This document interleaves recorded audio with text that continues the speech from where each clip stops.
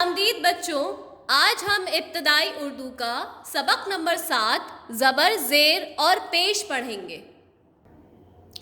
ज़बर, ज़ेर और पेश। सबसे पहले हम शक्लें सीखेंगे। ज़बर और ज़ेर की दोनों की शक्लें एक जैसी होती हैं, छोटी सी स्लैंटिंग लाइन, ठीक है, छोटी सी स्लैंटिंग लाइन। और पेश की शक्ल होती है सर्कल, एक गोला और यहाँ से नीचे स्लैंटिंग लाइन। ओके, ज़बर लगता है हर्फ के ऊपर। मैं जगह बता रही हूँ कि ये एराब कहाँ लगते हैं, इन्हें हम एराब कहते हैं, ज़बर, ज़ेर और पेश को। ठीक है, क्या कहते हैं?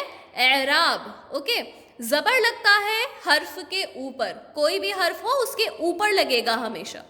और ज़ेर लगता है हर्फ के नीचे और पेश लगता है हर्फ के ऊपर।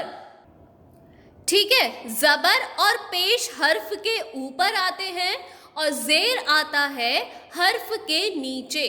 ठीक है, शक्लें पता हो गई आपको। स्लैंटिंग लाइन होती है ज़बर और ज़ेर, और एक गोला और स्लैंटिंग लाइन होती है पेश। ठीक है, कहाँ लगता है? ज़बर हर्फ के ऊपर, ज़ेर हर्फ के नीचे और पेश हर्फ के ऊपर। अब आते हैं आवाज़ों पर। ज़बर की आवाज़ होती है अ।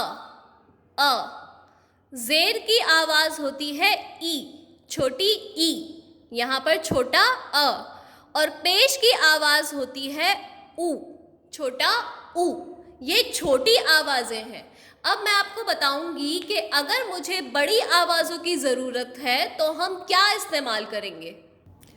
बच्चों, ये है ज़बर, अलिफ ज़बर अ। यहाँ पर छोटी आवाज़ है, आ की छोटी आवाज़ है। लेकिन अगर मुझे आ की बड़ी आवाज़ की ज़रूरत है तो मैं इस्तेमाल करूँगी अलिफ का और अलिफ मद ज़बर आ का। ठीक है, अलिफ और अलिफ मद का इस्तेमाल हम करते हैं आ की बड़ी आवाज़ के लिए। जैसे कि सबक नंबर 2 में हमने अलिफ का इस्तेमाल सीखा है। अलिफ का इस्तेमाल हम करते हैं लफ्ज़ के दरमियान में। अगर हमें किसी लफ्ज़ के बीच में आ की बड़ी आवाज़ की ज़रूरत है, आ की आवाज़ की ज़रूरत है, तो हम अलिफ का इस्तेमाल करते हैं। जैसे बे अलिफ ज़बर बा, बे साकिन बाब, है ना। मुझे बे के बाद आ की आवाज़ की ज़रूरत थी तो मैंने यहाँ क्या इस्तेमाल किया है?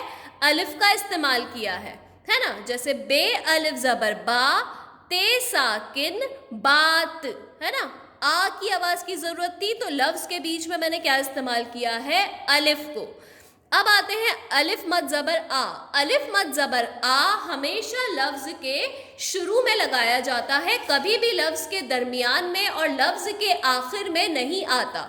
जैसे अलिफ मद ज़बर आ, मीम साकिन आम, अलिफ मद ज़बर आ, रे ये ज़ेर री, आरी।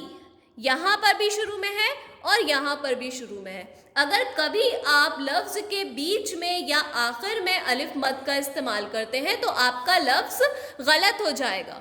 ठीक है, अलिफ मद ज़बर आ का इस्तेमाल हम हमेशा लफ्ज़ के शुरू में करते हैं, और अगर हमें आ की आवाज़ लफ्ज़ के बीच में चाहिए तो हम अलिफ का इस्तेमाल करते हैं।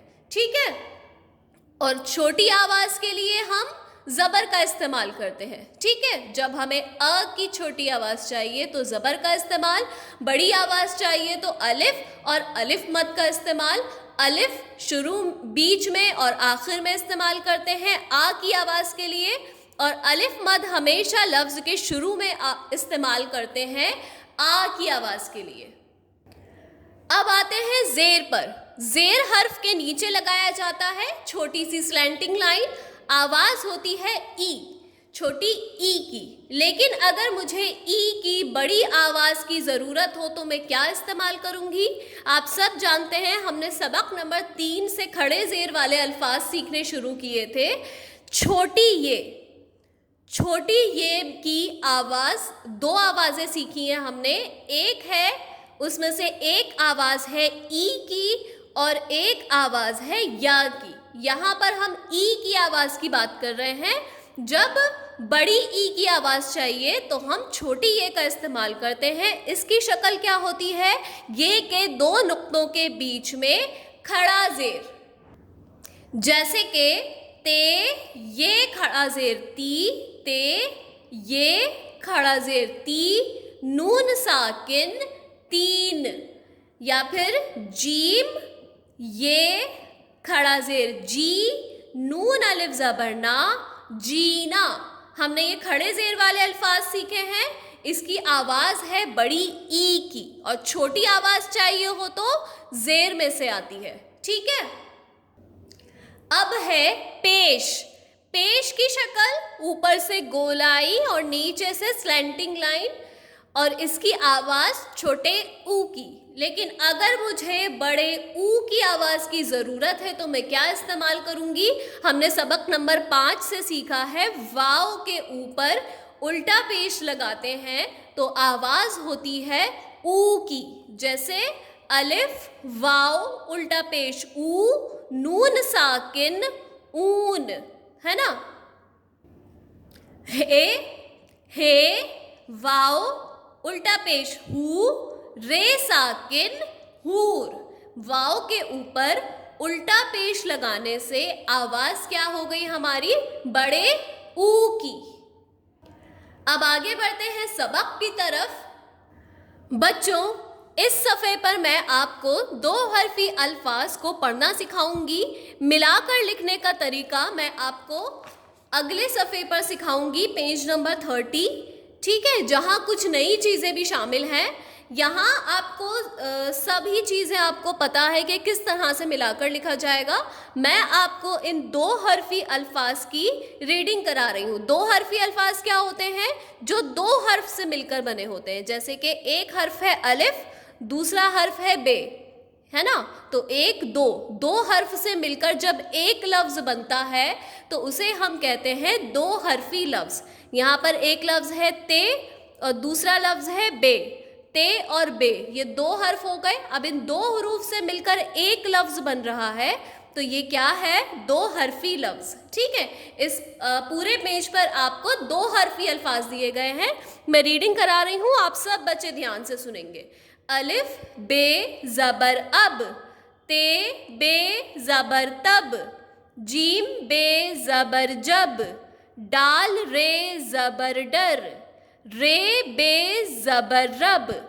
अब सब हुरूफ में ज़बर है तो आवाज़ कैसी है? अ की। लेकिन अगर यहाँ ज़ेर होता तो आवाज़ कैसी होती? ई की। अलिफ बे ज़ेर इब हो जाता। और अगर यहाँ पेश होता तो अलिफ बे पेश उब हो जाता। ठीक है, तो ज़बर की आवाज़ थी तो आवाज़ हमारे पास कैसी आई है? अ की। सभी हुरूफ पहले हर्फ ने दूसरे हर्फ से मिलने के लिए ज़बर यानी आ की आवाज़ की मदद ली है। तो आ की आवाज़ किस एराब में से आती है? ज़बर में से। ठीक है, अब आते हैं अगली लाइन में। अलिफ नून ज़ेर इन, बे नून ज़ेर बिन, पे नून ज़ेर पिन, जीम नून ज़ेर जिन, दाल नून ज़ेर दिन, नून बे ज़ेर निब। अब इन सभी हुरूफ में ई की आवाज़ आई है ना। इन, बिन, पिन, जिन, दिन, निब। ई की आवाज़ आई है और ई की आवाज़ आती है ज़ेर में से। ठीक है, अब आ जाते हैं आखिरी लाइन पर। अलिफ नून पेश उन, बे नून पेश बुन, चे पे पेश चुप, रे ते पेश रुत। अब सभी हुरूफ में क्या आवाज़ आई है? ऊ की, है ना। उन, बुन, चुप, रुत, ऊ। बोलते हुए हमें ऊ अपने मुंह को गोल करना पड़ा है। ऊ की आवाज़ आ रही है तो ऊ की आवाज़ किस एराब में से आती है? पेश में से। ठीक है, अगर यहाँ ज़बर होता तो क्या होता? अन बन जाता। अगर यहाँ पेश होता तो क्या होता? बुन बन जाता, है ना। अगर यहाँ पेश होता तो क्या बन जाता? जुब बन जाता। ठीक है, ओके बच्चों, ये पेज नंबर 29 है। पेज नंबर 30 मैं आपको नेक्स्ट वीडियो में सिखाऊंगी। ठीक है।